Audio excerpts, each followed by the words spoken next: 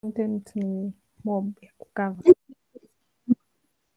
So I think we'll focus on the main areas, and then the rest I'll send this textbook that I've highlighted, like the key points, so you can go through. So we'll start with tablet excipients.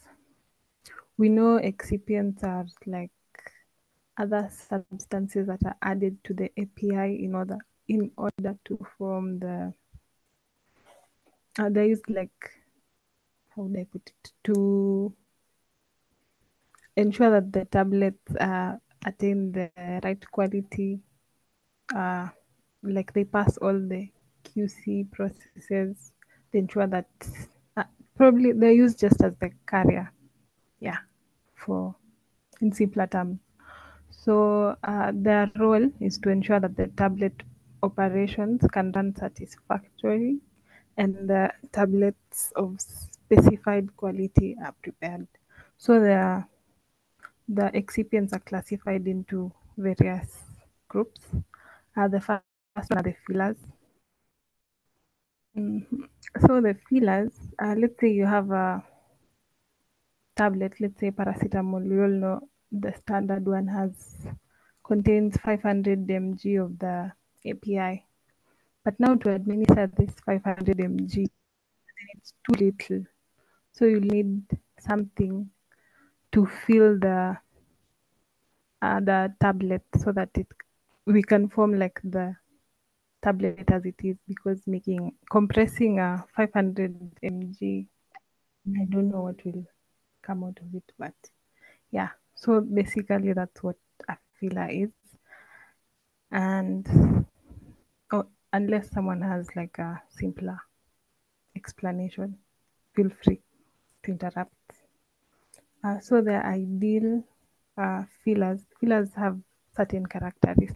They need to be chemically inert so that they do not react with other excipients or interfere with the API.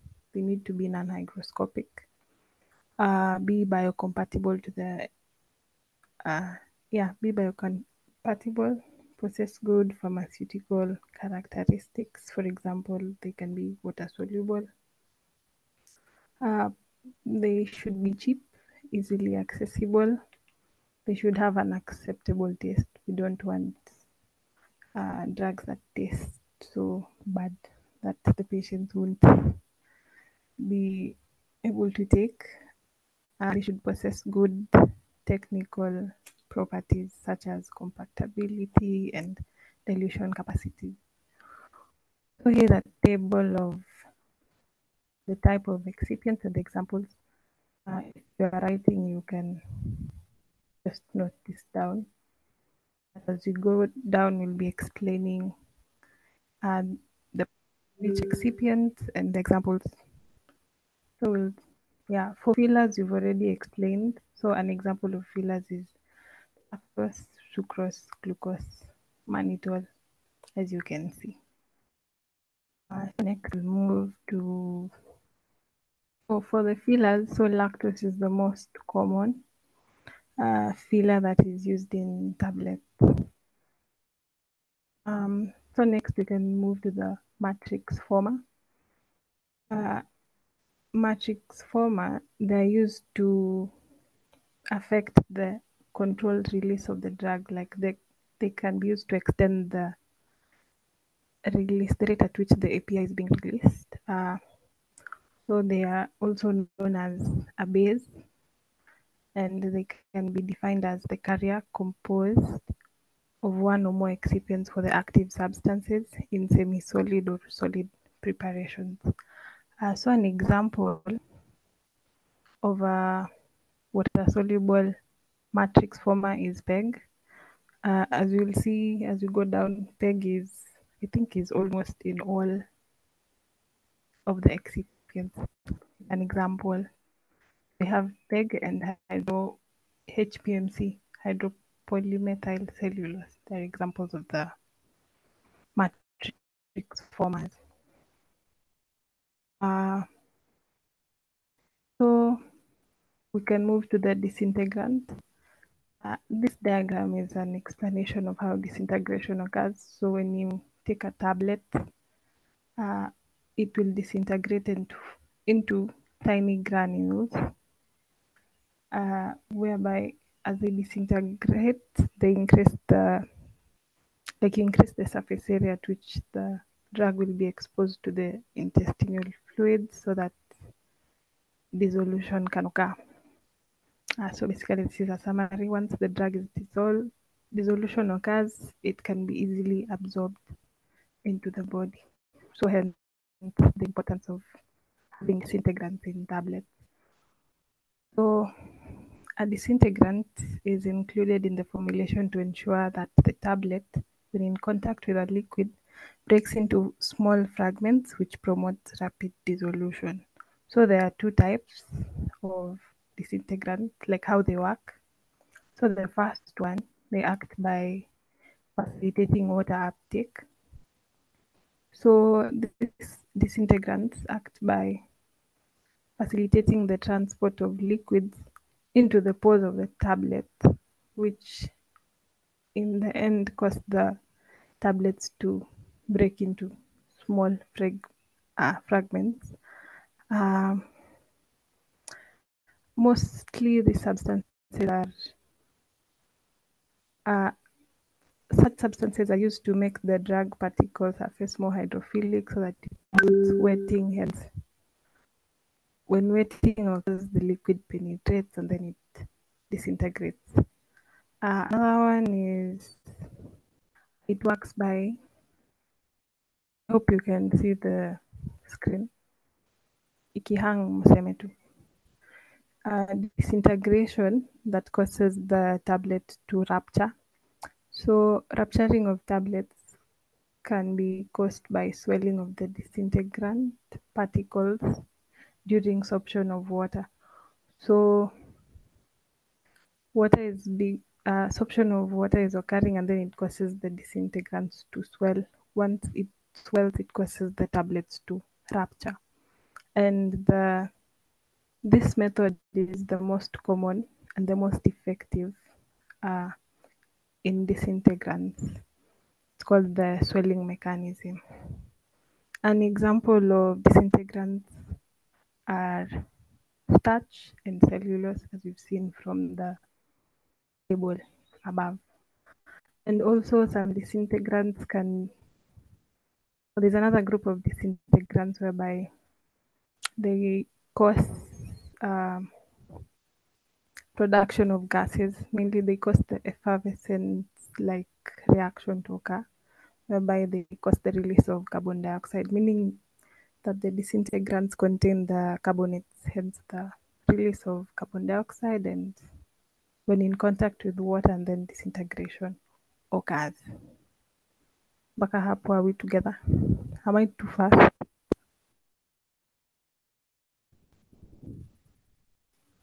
No, complete. Could you go back to the first one before swelling? What was the first mechanism?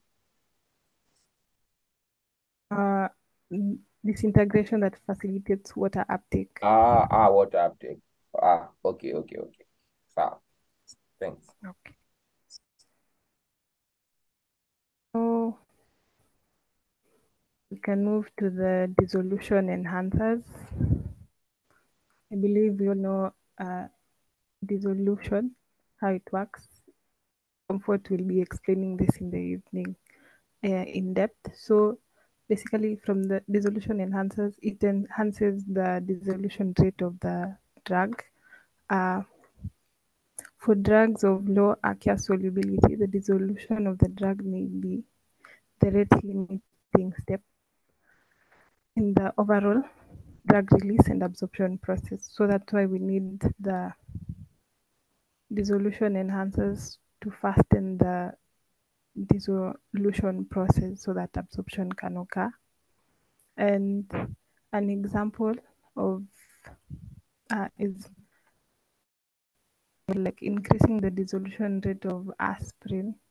Aspirin has the dissolution rate is not like, even if you put it in water, it will take like a long time before it disintegrates and then dissolution occurs. But it is enhanced by using magnesium oxide. which is an example of the dissolution enhancers. Again, we have absorption enhancers from the name. I think it's self-explanatory, whereby there are substances that are added in the formulation to increase the permeability of the drug through the intestinal wall, thus increasing the rate at which the drug passes through the intestinal membrane, enhancing and the absorption. An example, let me just check.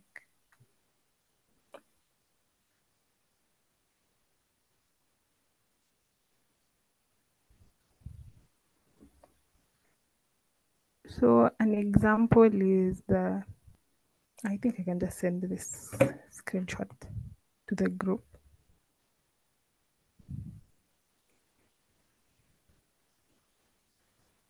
So we have urea, like the spelling is UREIA. We have cyclodextrin, aprotic solvents, and surfactants. They're used to enhance the absorption. I'll send it to the group.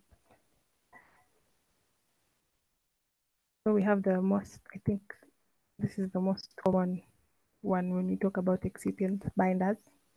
Binders, they're added to the filler mixture in order to ensure that the granules and the tablets can be formed that require the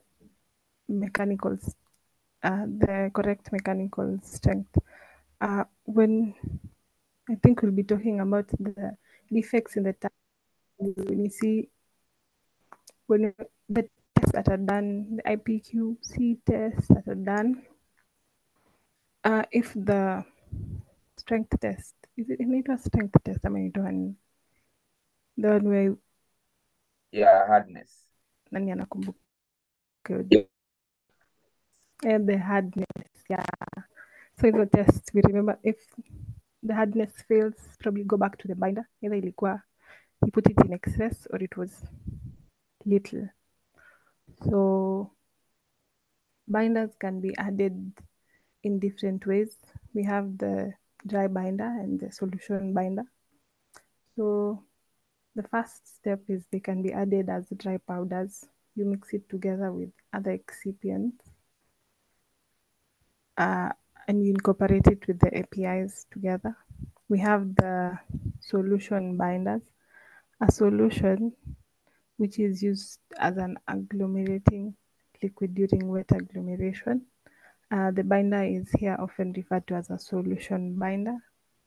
And we have the dry binders where they're used in the dry granulation processes. They are mixed with the ingredients before compaction, the slugging, thus forming the granules. So an example of binder is we have the solution binder, we have gelatin. For the dry binders, we have starch. Then there's also sucrose and peg. Yeah. So we can move to the glidant. So the role of glidants are to improve the flowability of the powder. Glidants are used in formulations for direct compaction, but are often also added to the granules before tableting to ensure that the sufficient flowability of the tablet mass is achieved for high speed. So they are basically added just to increase the flowability either of the powder or of the granules before compaction. Yeah, so an example of the glidants can be, I believe, when you're in your industries, you came across magnesium stearate and silica. Yeah.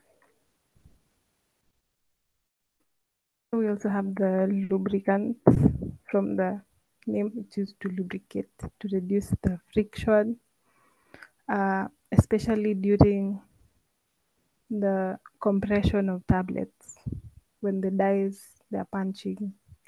So lubricants are used to ensure that the ejection of the tablet is easier and it does not stick to the walls of the die. So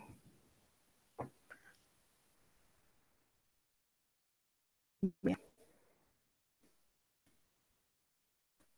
So here's an illustration of the lubricant mechanism by fluid and boundary lubrication. Um,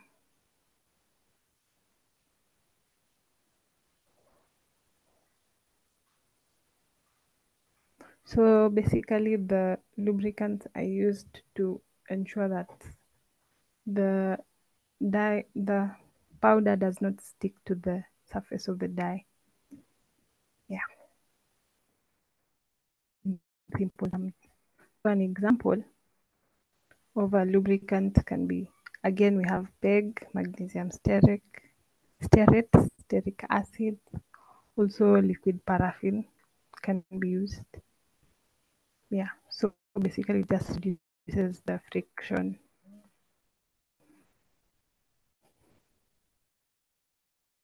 So here in this chart here, in this graph, it explains the different examples of lubricants and the percentage it reduces the friction. So, and we can see the highest one is stearate, which is the most common one.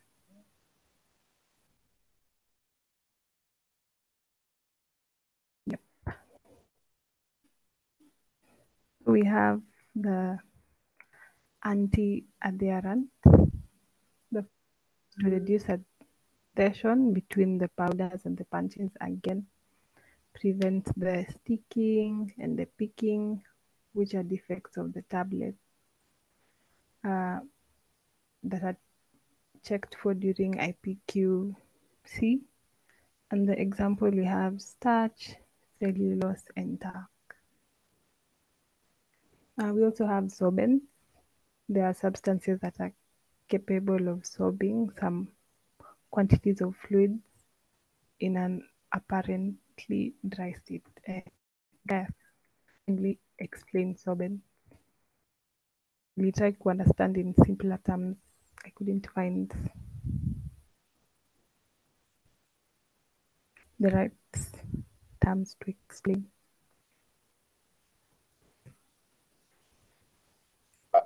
I think they mean in terms of either absorbing or adsorbing.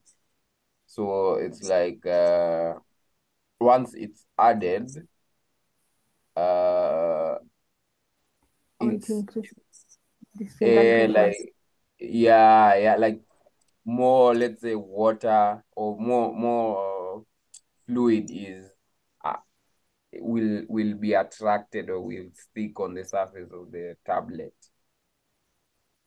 Okay. Yeah. Yeah. And we have now, lastly, flavors and colorants. Flavors, they're used to mask the taste to give the tablets or the drugs better taste, and color just improve the appearance, easier identification. Yeah, I think that's it for the excipients. For the classification of tablets, Comfort will take you through it because it's mainly dosage forms. But we have the immediate release, modified release. Yeah, Comfort will cover this. Um, so nini ingine nafaa kukava juu mostly ilikuwa na drying, coating, granulation. So I think to pick out the main things. Yeah. Next important thing is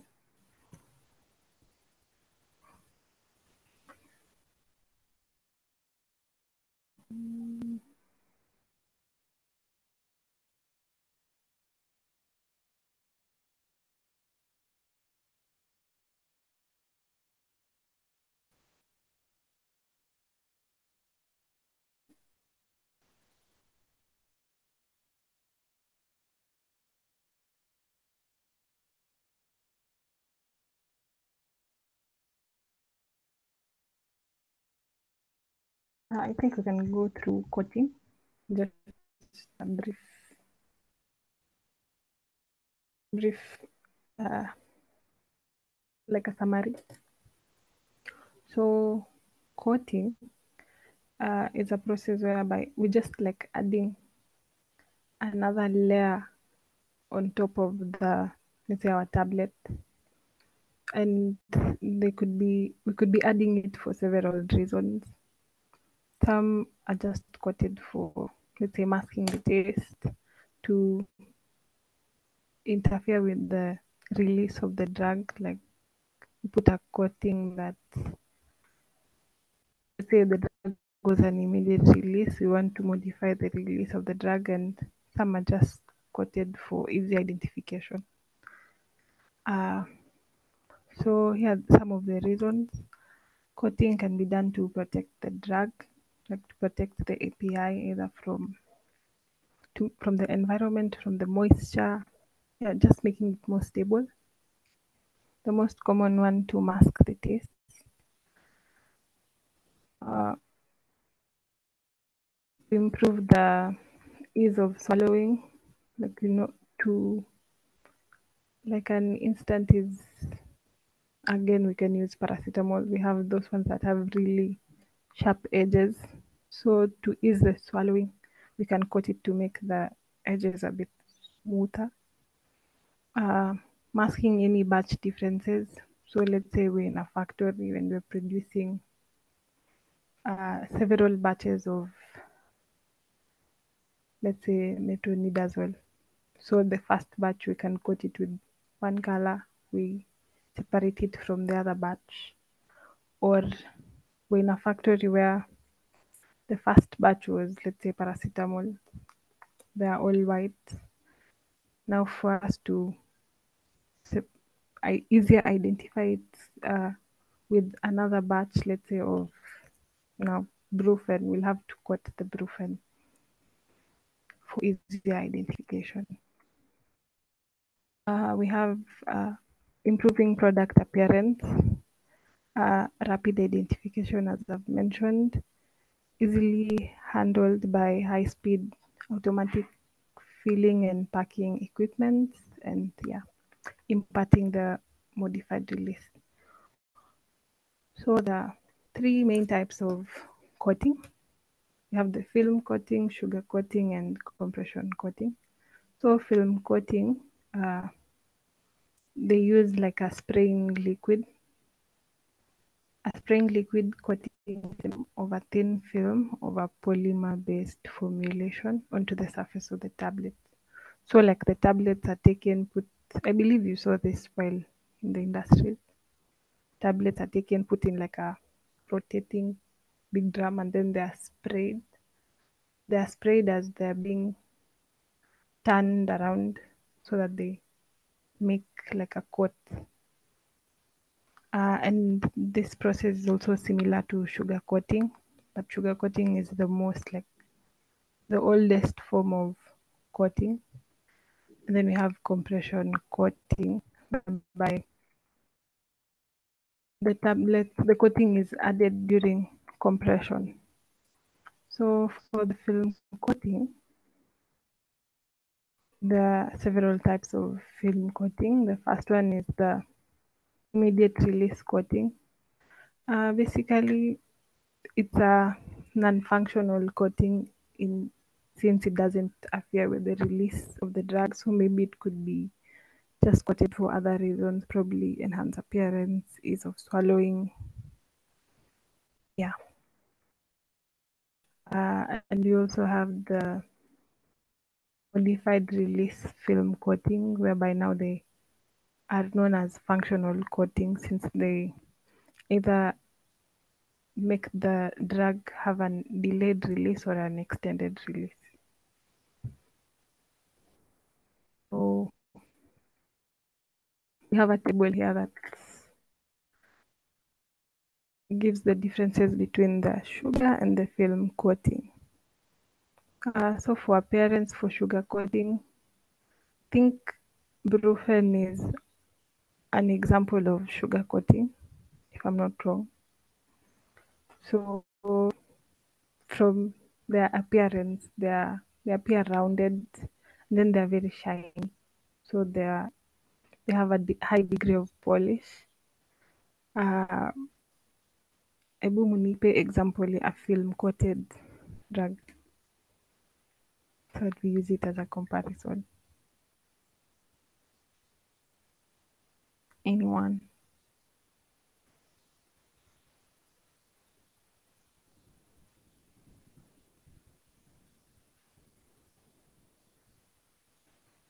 Okay. So we can use diclofenac.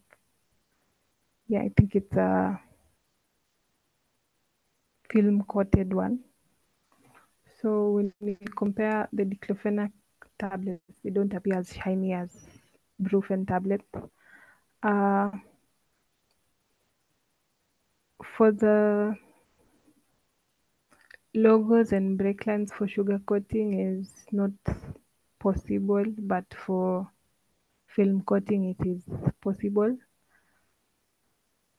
Yeah, I think we'll see the other differences in while we're discussing the film and the sugar coating down there, but for the sugar coating it does not affect the release of the drug. Film coating does. Yeah, and for the sugar coating multi stages, for the film coating it's just done in one single stage.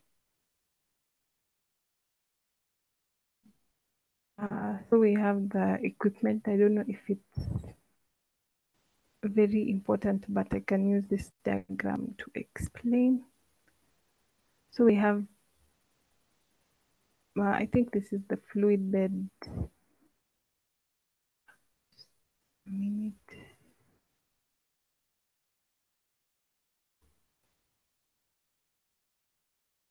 Mm.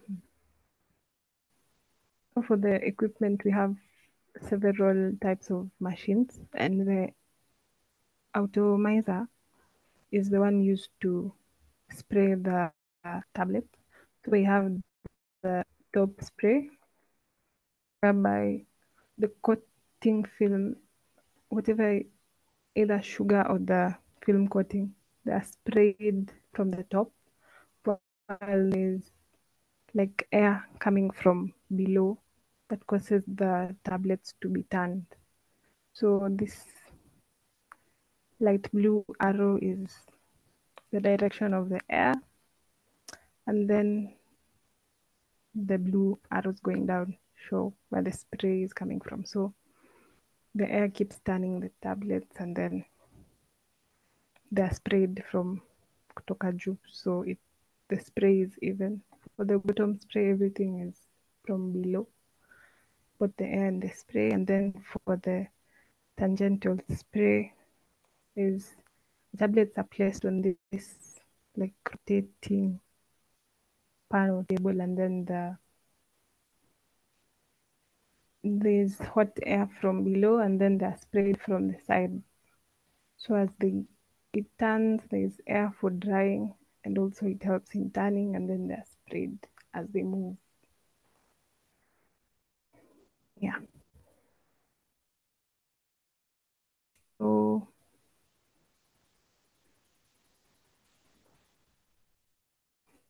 so the basic process requirements for film coating, there should be adequate means of the atomizing the spray liquid, adequate mixing and agitation of the tablet bed, sufficient energy input in the form of heated dry air to evaporate the solvent, good exhaust facilities to remove the dust. So for the yeah. So the film coating polymers, the ideal characteristics is that they should be, we should first consider the solubility. It is important for two reasons. It will affect the rate at which the drug will be released, and also it determines the solubility of the coating in a chosen solvent system. So the reason is we should determine the viscosity. the more the viscous the fluid that we are spraying, the coating is, the more complicated it is. Like, it will be hard for the viscous fluid to be sprayed from the atomizers, and the drying probably would take longer compared to something that has less viscous. The permeability, the coating should be able to penetrate the tablet to ensure there is easier. It can mask the unpleasant taste well, and they should also improve the stability of the doses, and it can affect the rate release of the API more. Mechanical properties, we should determine the film strength, flexibility, and adhesion. For the strength, it will affect the hardness, flexibility. It will affect those other defects like cracking and adherence.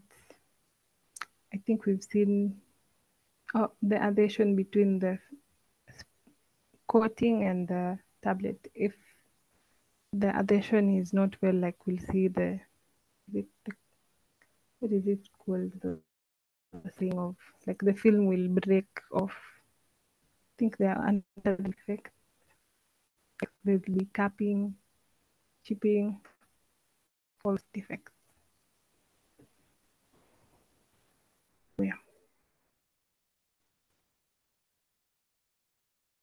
So the type of film coating, immediate release polymers they'll use for the immediate release, they'll use like substances like cellulose derivatives, HPMC, yeah, and PVPs, the vinylene derivatives.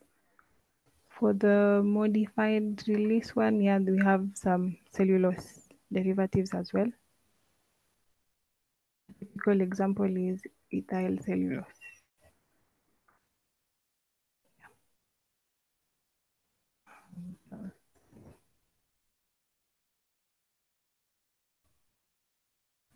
I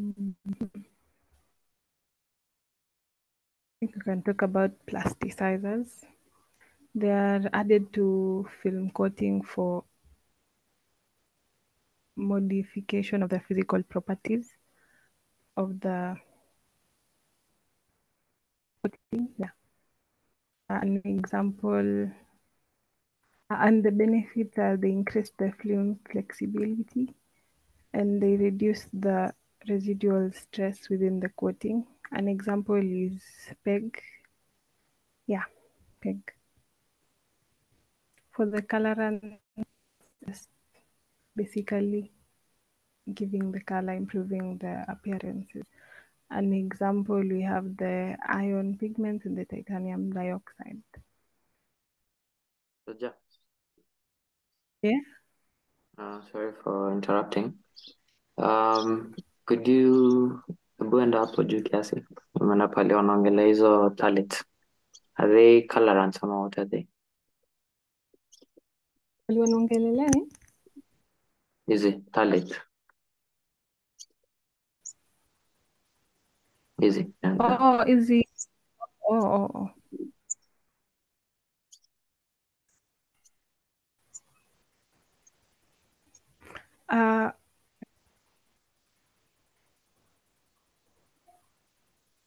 Hizi zinatumika ku affect the release of the drugs.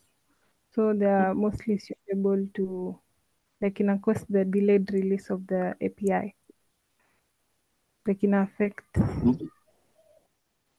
yeah, in a change, in a change release rate ya drugs basically.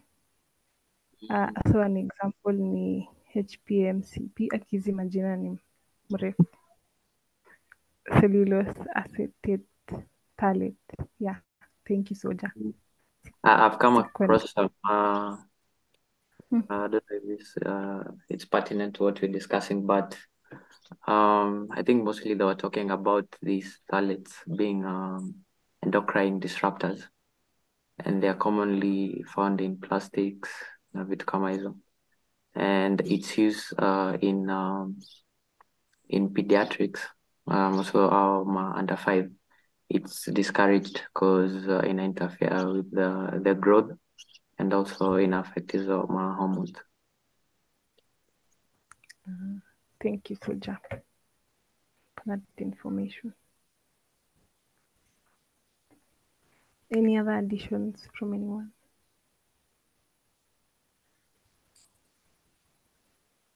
So we can move.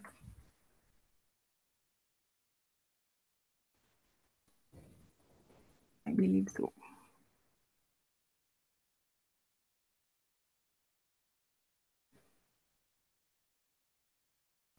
So we can talk about the solvents that are used in coating.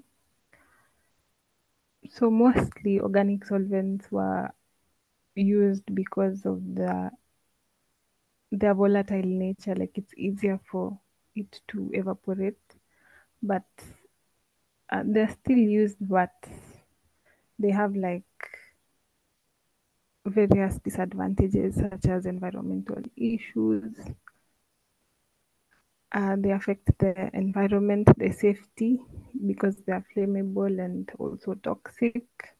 Of course, they are expensive, and we can find some residues like in the drug, while like not all of it can evaporate. So the residues may end up being toxic.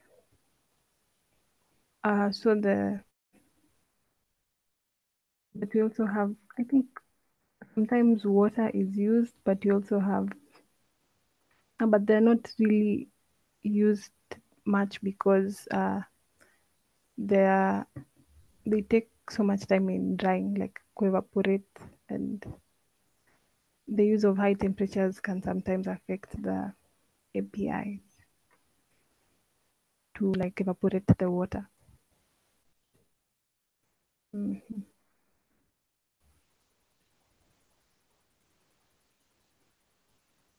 We have aqueous polymer dispersion. So essentially, all polymers used in modified release applications in order to achieve the intended functionality are generally insoluble in water. Hence, they have been applied as solutions in organic solvents, as I had explained. The growing demand for aqueous formulation in modern film processes is high. Thus, the dilemma for the pharmaceutical inhalators. Basically, there's need for more aqueous solutions compared to the organic ones because of the disadvantages that they have. So, an ideal characteristic of a film coated product, they should display even coverage. They should not have the molting, those coloring defects. I believe comfort will cover that. They should show the absence of the defects. They should be compliant with the finished product specifications, and basically they should pass all the IPQ A tests. Should not interfere with that. For the defect, I think comfort will cover this in the evening, because you have the processing issues and the formulation issues, such as for the processing we have the chipping and the likes, and then for the formulation issues we have the cracking and all. So for the other type of coating, it's the sugar coating. Mainly they use sucrose. We're just adding sugar coating is mainly done to mask the taste of the APIs and to improve this of the drug. So Ideal characteristics for sugar coating tablets. They should possess a smooth, rounded contour with an even colorage and a glossy finish. A good example that we're all familiar with is Profen. Yeah. So this is the machine that was traditionally used to coat tablets, to sugar coat the tablets. So the tablets are put inside here, then the drum rotates, and there's this like pipe that's going inside. It sprays the coating on the tablet.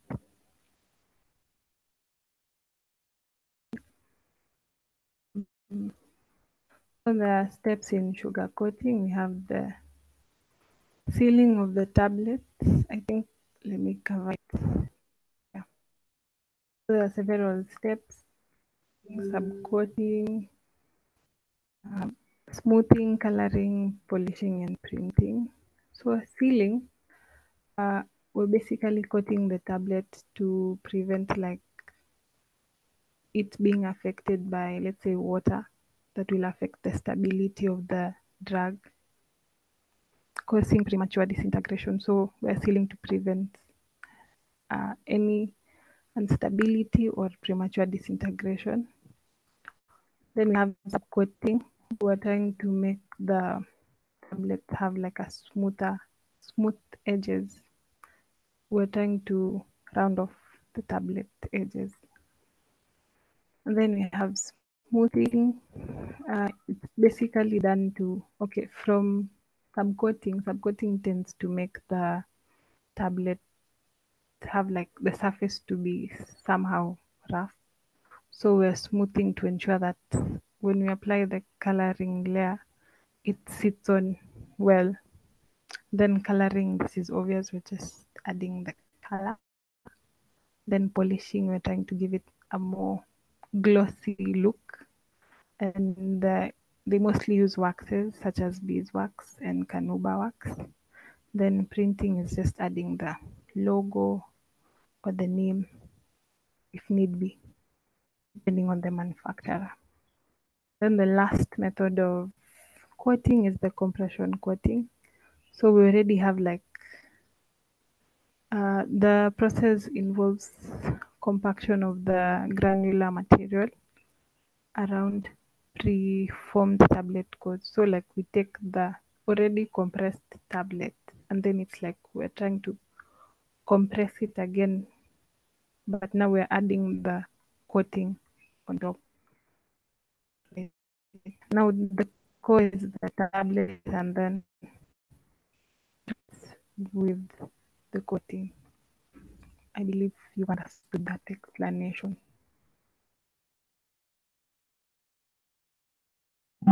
So as you've said, there are 3 types of coating: film, sugar, and compression coating.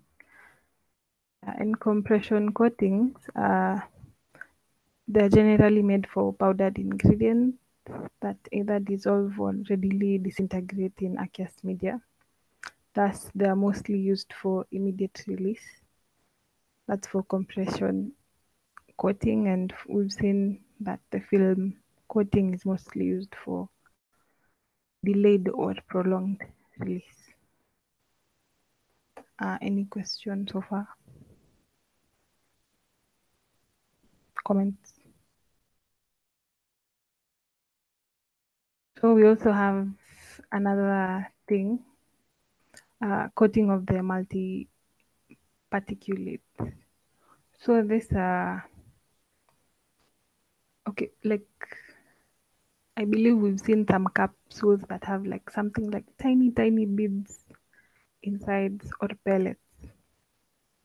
So those are the multi-particulates that we're going to talk about. So they can also be coated. They're coated to basically extend the release or prolong the release of the drugs. So we have the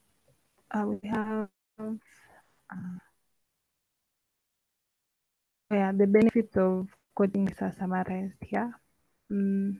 So capitalizing on the small size, uh, gastrointestinal transit sometimes affects the disintegration.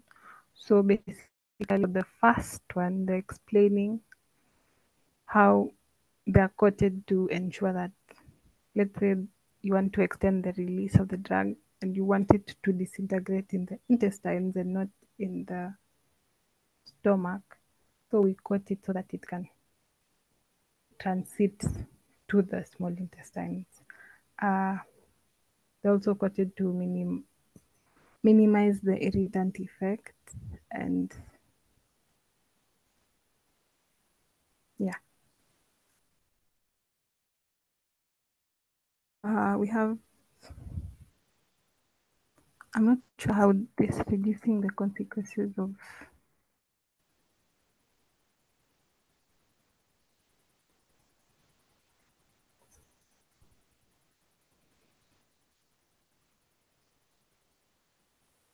just a minute.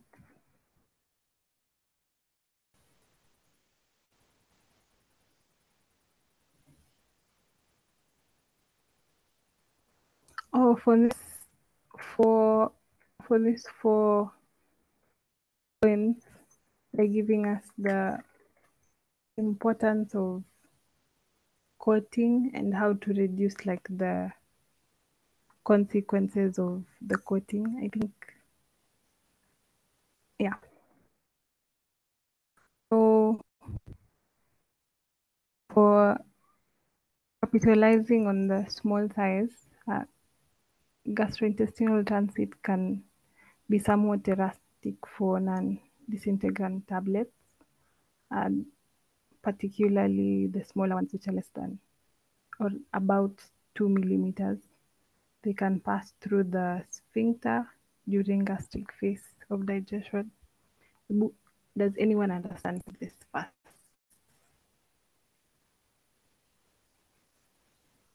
First thing, what I've understood is, if the for the multiparticulars, the smaller the size, the easier it is for it to transit, to bypass like the disintegration in the stomach.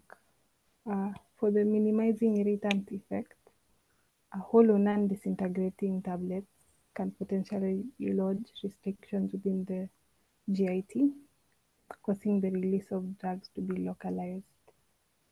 This is harmful and can be minimized by multiparticulates. Now, using smaller particle like the multiparticulates, it's easier to minimize the irritant effect, and it's easier to reduce affection in coating because it's easier to spray or to evenly coat the small pen compared to tablets, because they, let's say you're coating it with the fluidization effect, so it's easier for multiparticles to be fluidized compared to tablets or bigger particles, hence reducing perfect coatings. And with the same explanation, I think it can reduce the impact of poor coating uniformity due to its easier nature of fluidity compared to bigger particles. So there are several types of multiparticulates. We have the drug crystals. I believe there are diagrams down here we can see. The drug crystals are here pictures. The drug crystals, they are mainly of similar shape and size. They're just the drug. Then we have the irregular granules. These are granules of different sizes. Spheronized granules, they're granules that appear as spheres. Yeah.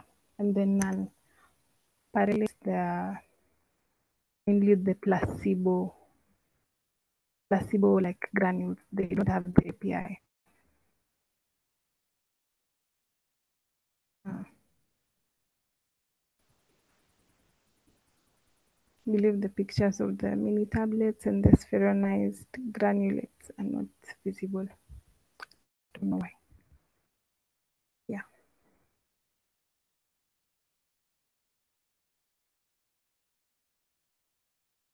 For the mini tablets, they're just tablets of a smaller size than the normal, like the regular standard. Thus, they are classified under multi-particulates.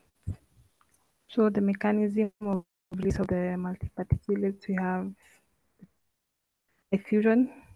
It's a process where by the drugs are partitioned into the film coat membrane and permeate through it. So diffusion, the movement from higher concentration to a lower concentration. So they're partitioned by the film coat.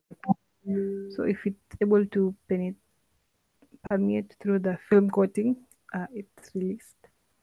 Osmosis. So here water passes through the coating into the tablet, dissolves the content, and then through osmotic pressure they can now move out. Then you have the dialysis effect. Dialytic effect describes condition where water-filled channels are formed through microporous membranes through which the drug solution can pass. So they're like small channels that are formed. Then water enters, dissolves the content, and then the solution now that is formed can pass through outside. Then we have the erosion, whereby the coating is eroded off. Then the API can be released. Yeah.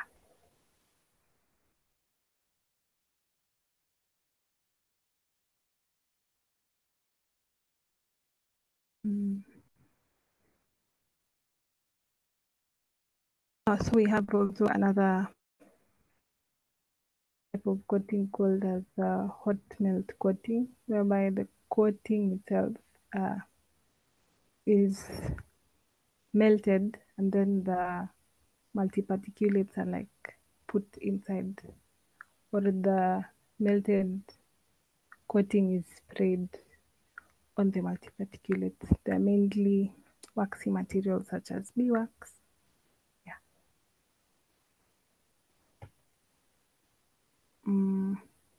Any questions so far on coating?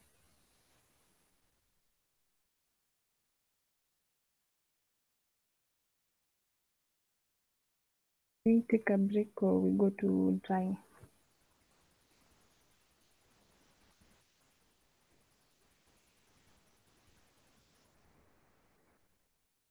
Tuendelee.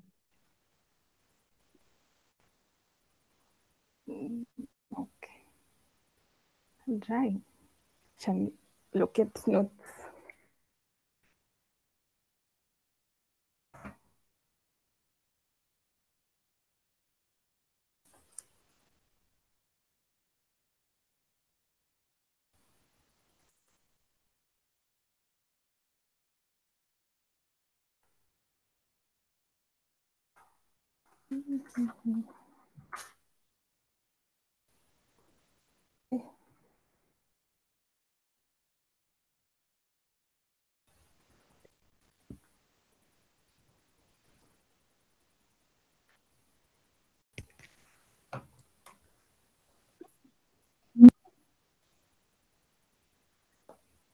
So drying is the last stage of manufacturing. That is before packing and all. So it's mainly done to remove the solvents that were used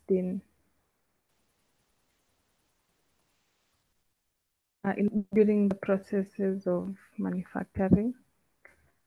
From the definition, drying is defined as the removal of all or most of the liquid associated with a wet pharmaceutical product. So, as I had explained earlier, water is sometimes used as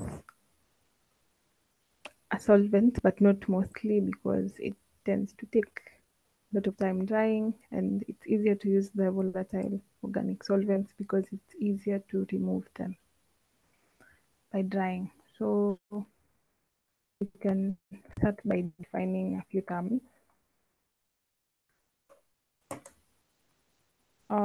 We have the total moisture content.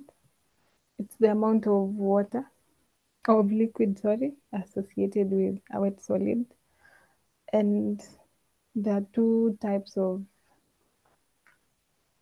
water that are involved. We have the easily removable water, also known as the unbound water.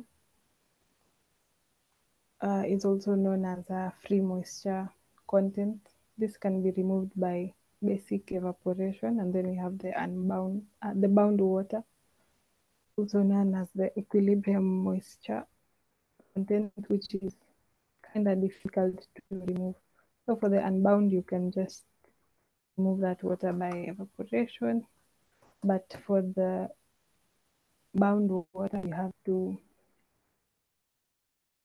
we have to like take certain, like we go a step further than just basic air drying. So moisture content definition is expressed as the kg of water per kg of bone dry or water free air. So like it's the ratio of, let's say you have a kg of air with a certain moisture content, and then with you compare it with the ratio of dry air that has no moisture content at all, like no moisture at all. Then we have a relative humidity.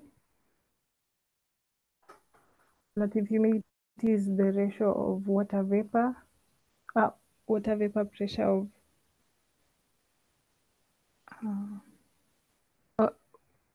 relative humidity is the ratio between vapor pressure of water vapor in air in relation to vapor pressure of water vapor in the air saturated at a certain temperature. So you multiply this by 100, you'll find the percentage humidity. So like, let's say right now you can determine the relative humidity by determining the amount of water vapor in air right now versus when you compare it when it's fully saturated, and it has to be at a certain temperature because the temperature affects the relative humidity. Yeah. So from that, so during drying, you have to put in consideration the temperature and the moisture content, because this will in turn affect the relative humidity. So we can have this, we can go through this graph here. So the moisture, it's a graph showing moisture content against relative humidity. So here we have like 3 different types of materials. So here we are in regard to the equilibrium moisture content. Equilibrium moisture, we've said it's the bound water that's not removed by air drying. So we have like 3 materials here, 1, 2, and 3. The first one is starch. The second one is textile fibrous materials, and the third one is inorganic substances. So with this, we can see, like, let's say for the first one, starch, the moisture content is high and the relative humidity, let's say at 70, the moisture content and the relative humidity are both high, meaning this substance has, yes, it can be easily air dried, but it will still have a lot of equilibrium moisture compared to, let's say, 3, which has a low moisture content despite the fact of the relative humidity being high. I don't know if umeelewa hapo.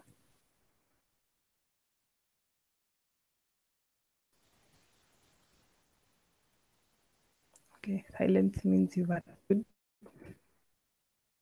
Here's another table. So for this, we have the free moisture content and the equilibrium moisture content. So we can see from, we have also here we're determining the loss of water for drying solid. So the first one is the water from point 1. This is the free moisture content, which can be removed by simply air drying. And then from 2, 3, and 4, this is the equilibrium moisture. And this moisture can only change by affecting the relative humidity, meaning we reduce the moisture content in air. That's the only way you can continue losing water.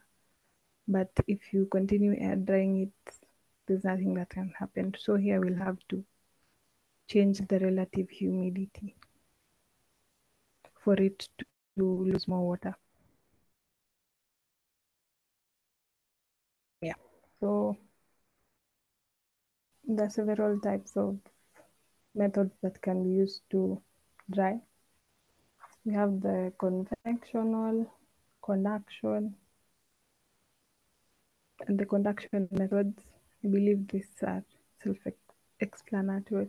Convection is by air, think. Then conduction is like contact. When something is in contact with another one, you conduct the heat from something. So when considering to dry a material, there are following points to consider: heat sensitivity of the material, the physical characteristics, the nature of the liquid to be removed, the scale of operation, necessity of asepsis, and the availability of heat.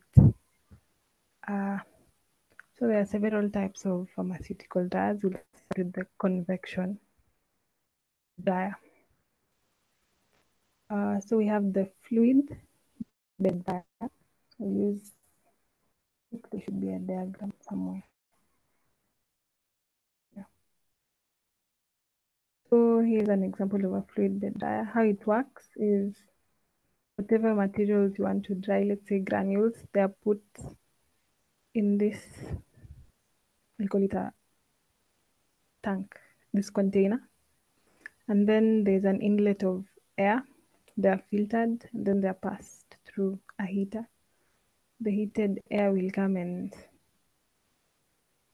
pass through here, pass through the container that has, let's say, our granules, and dry it. And we should know that the air flows at a very high pressure, so it tends to fluidize the material. So the solid materials behave as a fluid. They're suspended in air. They behave as fluids.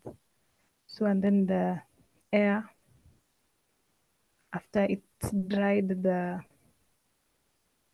particles they exit the fluid bed through this channel here. I believe that's clear. So some of the advantages. This is basically explaining how fluid bed dryer works. So the advantages is there's a high drying rate. The fluidized state of the bed ensures the drying occurs on the surface of each individual particles because they're suspended in air. The temperature of the fluidized bed is uniform.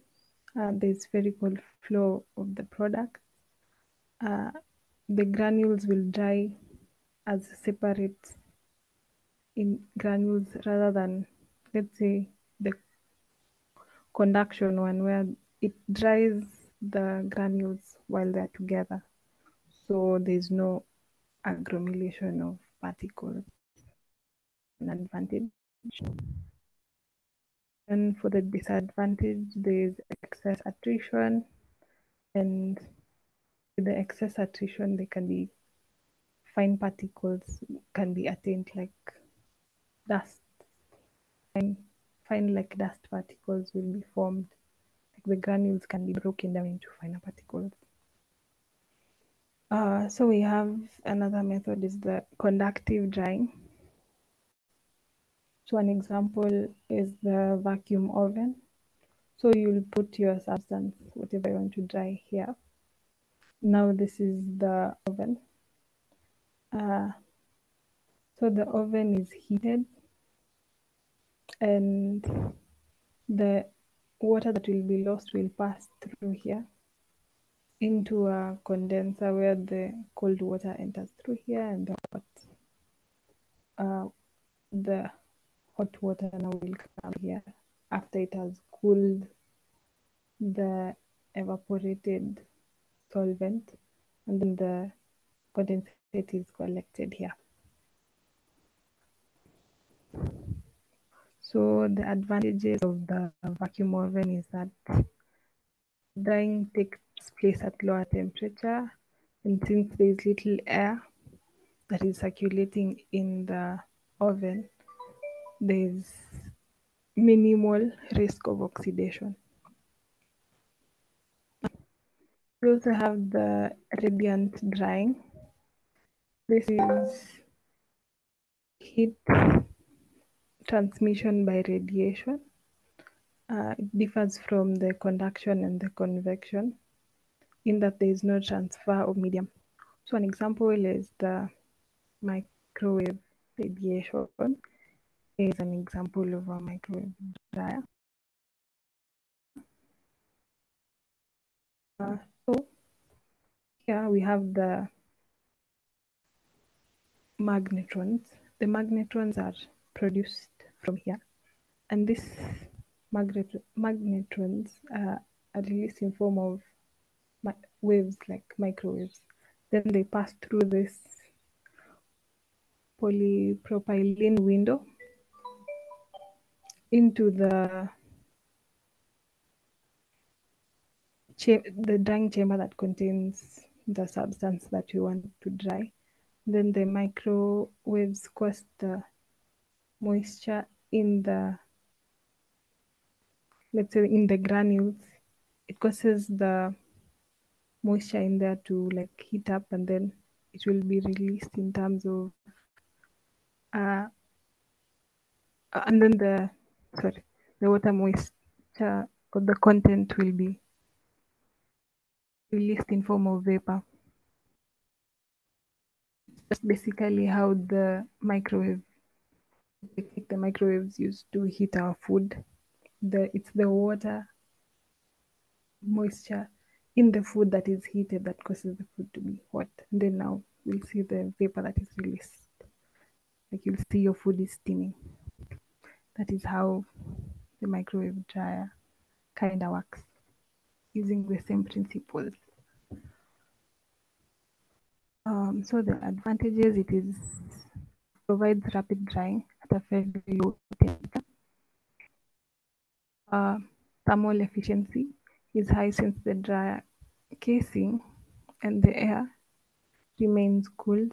The bed is stationary, therefore avoiding the dust problems and attrition. The solute migration is reduced, and the equipment is highly efficient and refined, and granulation endpoint can be detected.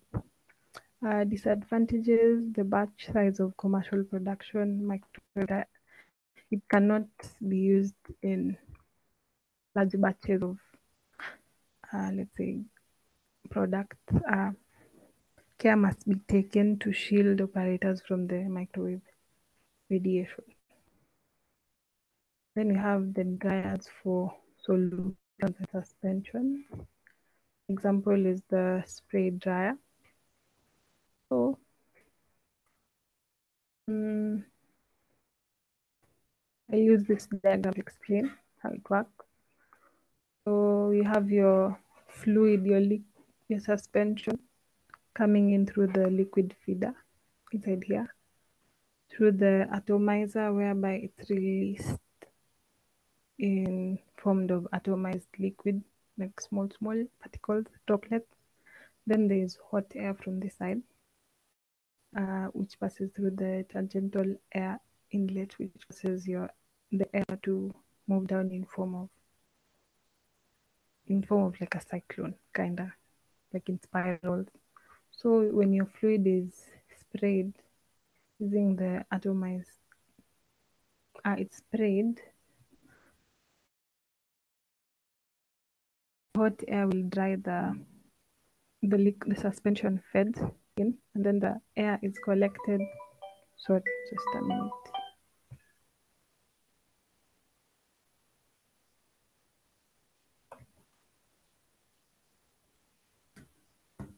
And then the air is uh, drawn out through the air out, and then your products, after they've been dried, the suspension will form now the moisture will be lost. Now it will remain as dry products, like the solid. Now they'll be collected here. That's how the spray dryer works. And I've explained how the atomizer works. Atomizer is this, the fluid is fed here, and then it passes through the annular pipe, and then the atomizer makes the liquid to be sprayed in form of very tiny droplets. Yeah. So advantages of the spray dryer. There are millions of small droplets, which gives a large surface area for heating. Therefore, the heating will occur at a faster rate. The evaporation is rapid.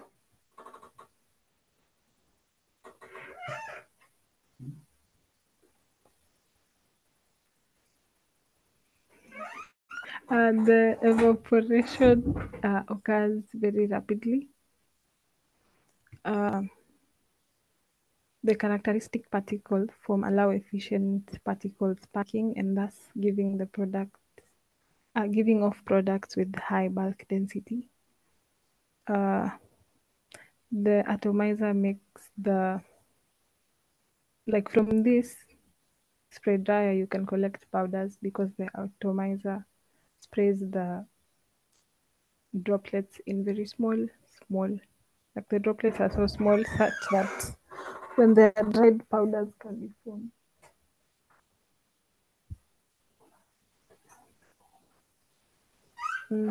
So sorry about that.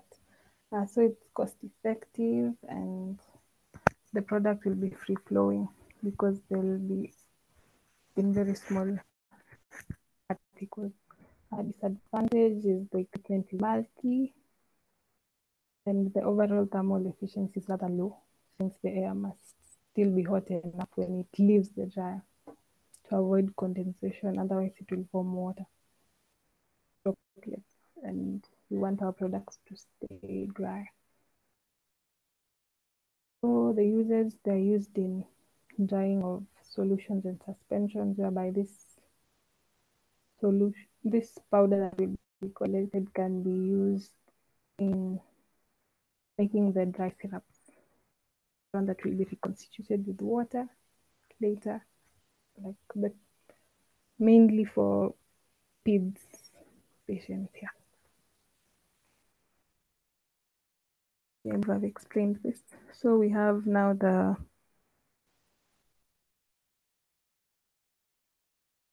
freeze drying. This is where so in this process, the initial liquid solution or suspension is frozen, and the pressure above the frozen state is reduced, and the water removed by sublimation. Thus, the overall liquid to vapor transition takes place, as which the previous dryness will be discussed. So we know that water has the triple point of water.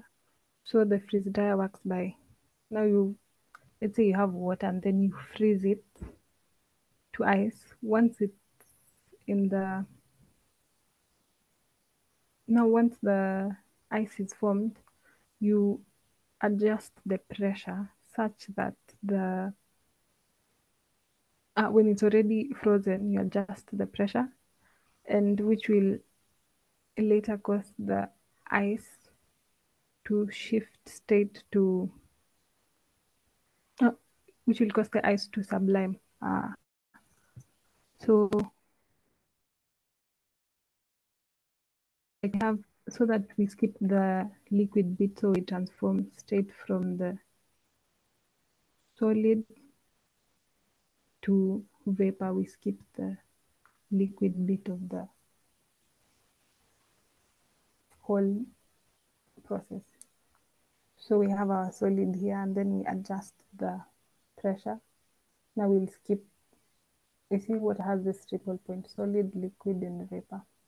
So once it's in solid form, we adjust the pressure, and then it will move from A to C immediately without going through the liquid bit, as you can see here. I believe you can see my cursor.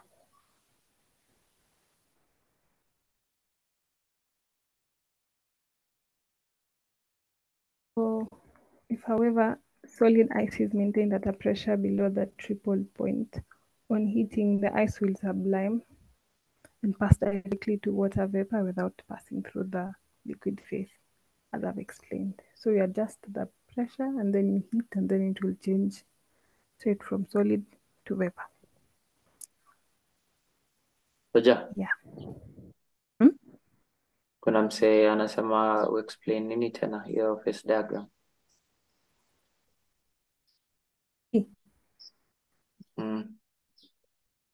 So, see, water exist as solid, liquid, and vapor.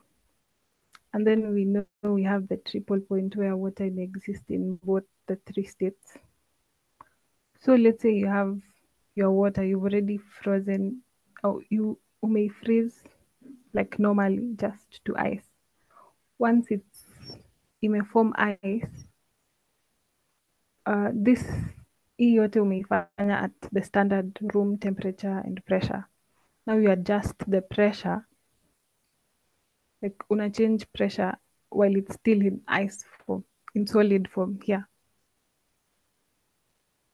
I believe you can see hapa ilikuwa at 610, and I believe this is the temperature, the pressure bit inside.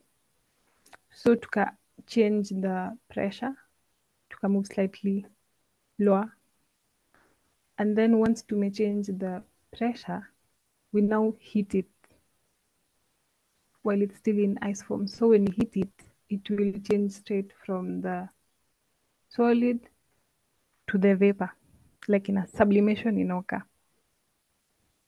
Tuko sawa? Najua siwezi ona chat, so tumana. Are we okay? Whoever asked. Yeah. Sawa.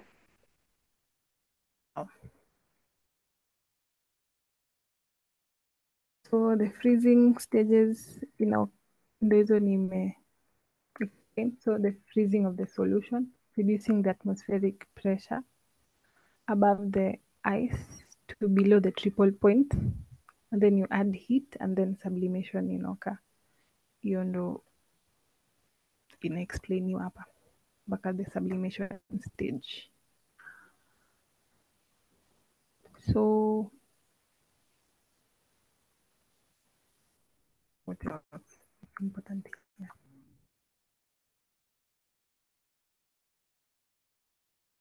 So we'll explain you drying. So you move like the sublimation drying, you move like straight from solid to vapor, like inaonyesha hiyo curve ya moisture content vile ina reduce the percentage, the total time of drying in a take. So this is just a curve explaining time versus the moisture content during sublimation.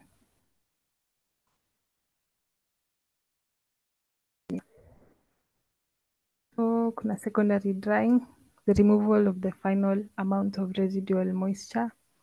The end of primary drying is performed by raising the temperature of a solid to as high as 50 or 60 degrees.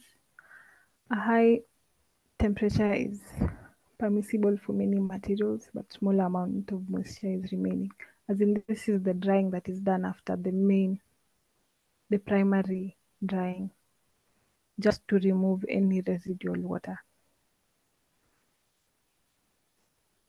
So attention for the freeze drying. So packing freeze-dried products to ensure their protection from moisture content. The containers should be closed without contacting the atmosphere if possible. And ampoules, for example, to be sealed, like basically you should avoid at any cost this material from being exposed to air, because it absorbs moisture from the air.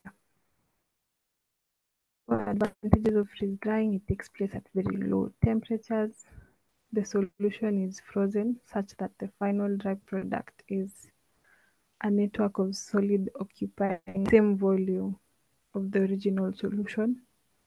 The porous form of the product gives ready solubility. Like freeze drying will make the product porous, thus solubility yake in the end inakuwa higher. There's no concentration of solution prior drying, and since the process takes place under high vacuum, there's little contact with the air, so ina minimize oxidation. Disadvantage, again, the porosity. Since freeze drying ina make a product ikue porous, so the product inakuwa ukiexpose kwa air inaweza absorb the moisture, so inakuwa very hygroscopic and the process is slow. So the uses, they're mainly used with biological products. For example, antibiotics, blood products, vaccines. Yeah.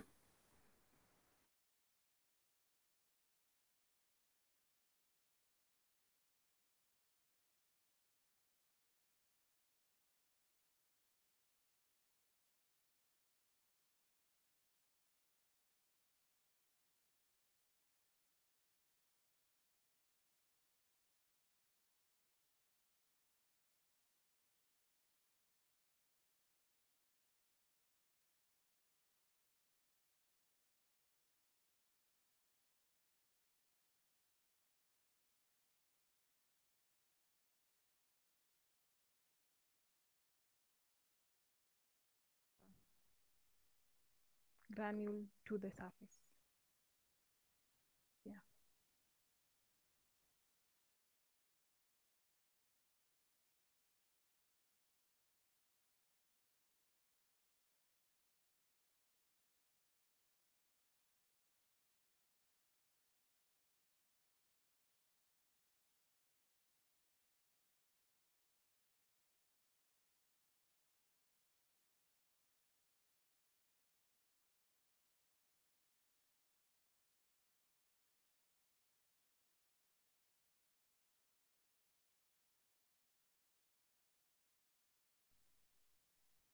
I believe this is self-explanatory. The substrate will affect if it's more like lipophilic, if it's hydrophilic, if it's water soluble or not. It will affect the migration of the solutes, the viscosity of the granulating fluid,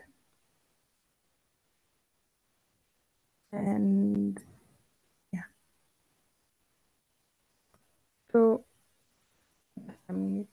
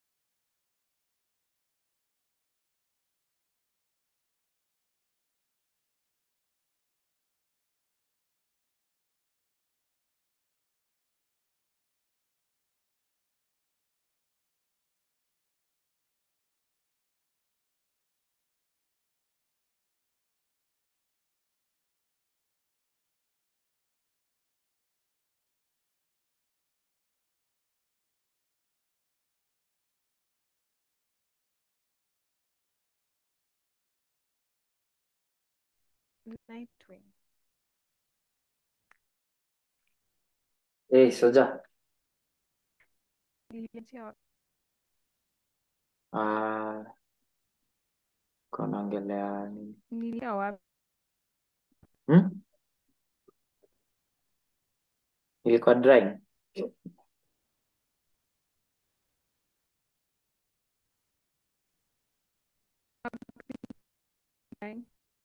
But tulikuwa tumemaliza hiyo topic. Tulikuwa ndo tumetoka kuongelea hiyo nini ya the phase diagram ya maji.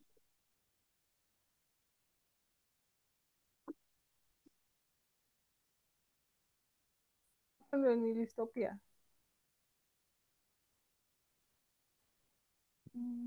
Ngoja utaniambia.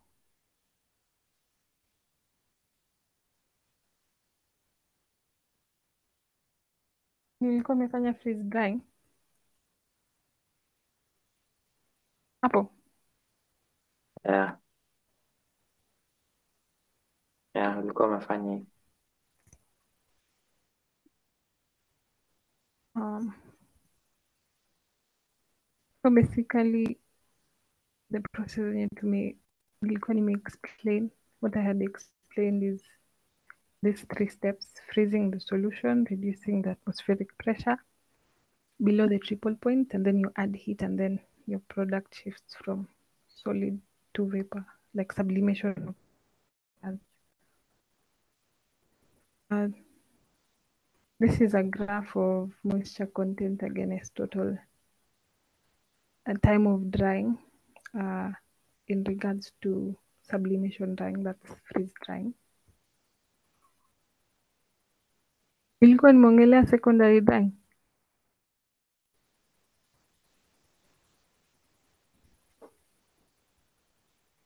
Soja. Sidhani kuja. Kuna time nimetoka. Sijui ka ulikuwa umekava. So secondary drying is drying that's done after the primary drying, just to remove any residual water that may be present. And when packing, you should ensure that your whatever you freeze dried doesn't come into contact with air, because they are highly hygroscopic. So the advantages, freeze drying is done at very low temperatures. Your product, because the freeze drying tends to make your product porous, the flowability of your material is quite good. And also the solubility. There is no concentration of the solution prior to drying, and there is minimized oxidation. Disadvantages: the process is very slow, and also your product is very hygroscopic. So there is also solute migration. This is where the solvent moves from like any part of, like let's say from the core of the granule to the surface.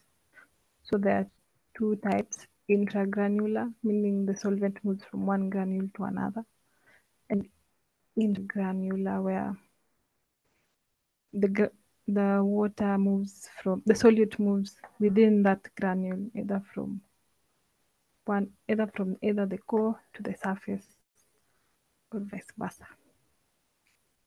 So the consequences of this is there is loss of the active drug as the solute moves. There can be molting and migration of soluble binders, and it is mainly affected either by the nature of the substrate, viscosity of the and the viscosity of the granulating fluid. So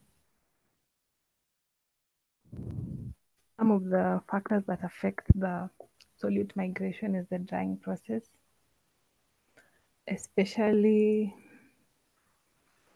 the fluidization method. It affects the migration of the solutes and also the initial moisture content of your product. So you can avoid this by ensuring that you use a minimum quantity of granulating fluid to ensure that it is well distributed. You can also avoid tray drying, and if you have to use tray drying, you have to ensure that you remix your granules before compressing. And you can also, instead of using fluidized bed drying, you can use the vacuum or microwave drying. So I believe that's it. From here, we had covered the tablet excipients. I can take you through the compression for this diagram. So let's say you have your granules, the ones that you want to compress into tablets. We have the parts of a punch. So we have the hopper shoe, upper punch, die, lower die, ejection regulating screw, and capacity regulating screw. So the granules are fed into the hopper shoe. Once fed, the granule, the hopper shoe is moved, and then the die moves to where the upper punch is. So the upper punch moves down and compresses the granules.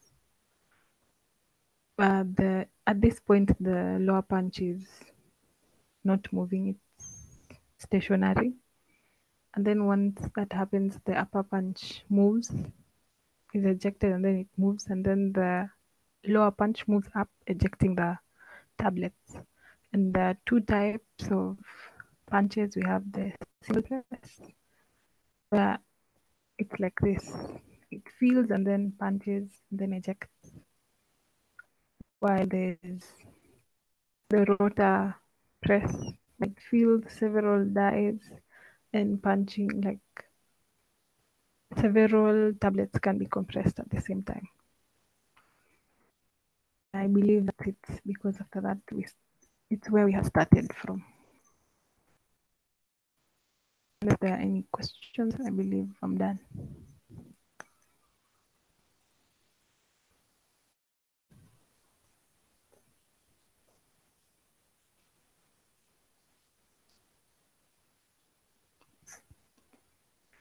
Guys, natumai tumemaliza.